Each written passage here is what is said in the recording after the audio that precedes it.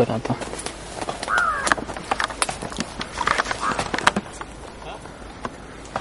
थोडस बस थोडीशी मागे सरकून इकडेच होईल. हां राईट गडन ते तुम्ही. नमस्कार. नमस्कार. नाव? भारत शिवाजी आरगडे. गाव? शिरसगाव. तालुका? निफाड. बरं चालेल. बाकी एकंदरीत आमच्या GVS कंपनीचं प्रोडक्ट तुम्ही आता वापरलेले आहे प्लॉटसाठी, बरोबर आहे.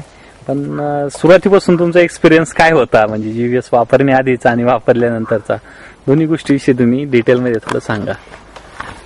तर पूर्वीपासून आम्ही द्राक्ष शेती जी करतोय समजा, तर रासायनिक खतं, लिक्विड खतं वगैरे टाकून जे CPP वगैरे वापरणे, सर्व गोष्टीचा वापर करून पूर्वीपासून करतोय. पण एक ज्या वेळेस तुम्ही आमच्याकडे आले आणि आम्हाला म्हणाले का बुवा आम्हाला आमचं एक प्रॉडक्ट आहे बुवा GVS बायोचं सॉईल ग्रो आणि फ्लावर असे प्रॉडक्ट आहे.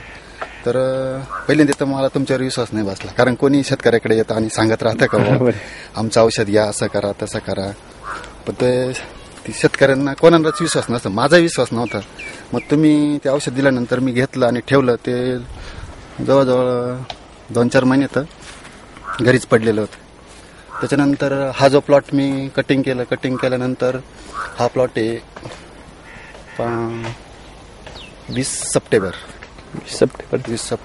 पावसाचं वातावरणात सापडला. माल थोडा लिमिटेड राहिला. मग त्याच्यानंतर बरं याच्यावर आपल्याला लिक्विड खतं, त्याच्यानंतर रासायनिक खतं एवढा खर्च करणं परवडेल का नाही असं मला वाटलं होतं. सोडून द्यावा का ठेवावा. मग त्याच्यानंतर घरात पडलेलं होतं तुमचं GVS बायोचं. मग मी काय केलं, कोणतं प्रोडक्ट पडलं होतं? हे सॉईल होतं. तर मी काय केलं, मग ते या प्लॉटला ट्रायल बेस म्हणून सोडून दिलं. पहिला एक डोस दिला, दुसरा डोस दिल्यानंतर ते हळूहळू तिची साईज बी आणि त्याच्यानंतर क्वालिटी बी वाढत चालली. मी याला कोणतं बी रासायनिक खत नाही दिलं का लिक्विड खत नाही दिलं, सुटलेला प्लॉट म्हणून.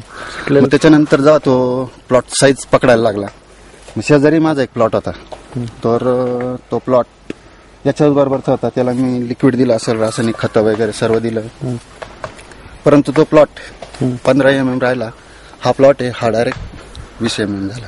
20 mm पकडून गेला, 20 mm पकडून गेला. तेव्हा मला खात्री पटली का तुमच्या प्रॉडक्टमध्ये काहीतरी विशेष आहे.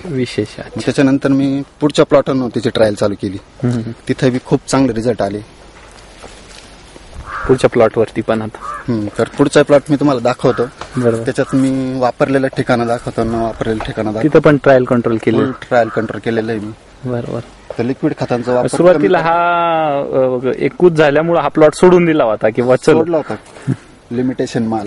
मग त्याला खतं वगैरे नाही, काही नाही. बरोबर. स्ट्रॉंग CPP डोस नाही, काही नाही.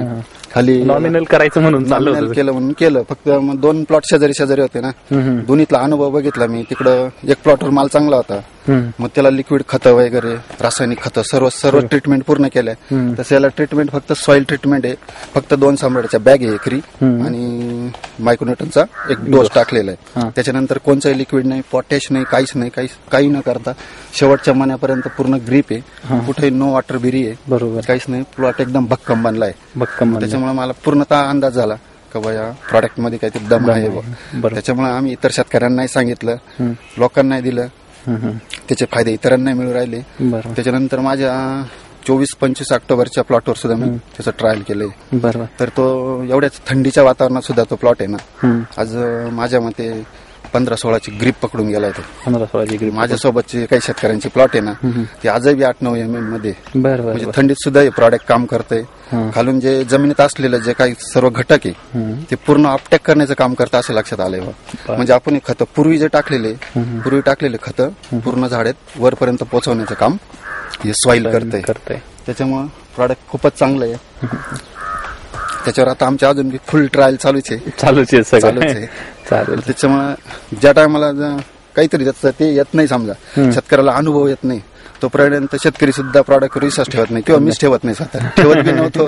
पण प्रॉडक्ट बघितल्यानंतर मला बरं वाटलं. एकंदरीत अनुभव खूप सुंदर आहे. शेतकऱ्यांना शेवटचं काय सांगणं? शेवटचं सांगणं असंच आहे का तुम्ही टॉप सॉईल औषध वापरा, तुमचा स्वतःचा अनुभव घ्या. आता कोणी शेतकरी सांगणार का चांगलं आहे आमका आहे, पण स्वतःचा अनुभव हा लय महत्वाचा. लय माझा महत्वाचा. अनुभव सांगितला, तुम्ही तुमचा अनुभव घ्या. बरोबर आहे 100%. ठीक आहे, चालेल, आभारी.